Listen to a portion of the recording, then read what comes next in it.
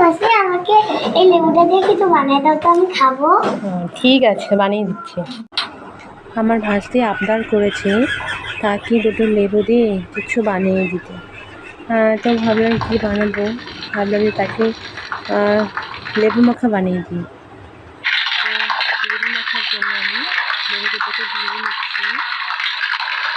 চলো, লেবুটাকে আমি কেটে নিচ্ছি সুন্দরভাবে। দেখো লেবুটা কাটা হয়ে গেছে। এখন লেবুতে দিয়ে দিচ্ছি চিনি, তারপর দিয়ে দিচ্ছি সামান্য লবণ এবং সামান্য কিছু লঙ্কা গুঁড়ো।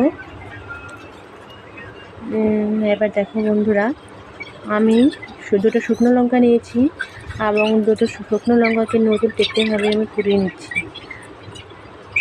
শুকনো লঙ্কা দুটো পুরোনো হয়ে গেছে এবং লেবুগুলোকে আমি মাখিয়ে নিচ্ছি। খুব সুন্দর মাখানো হয়ে গেছে আমার লেবু। এবার ভাগ্নিকে খেতে দেবো।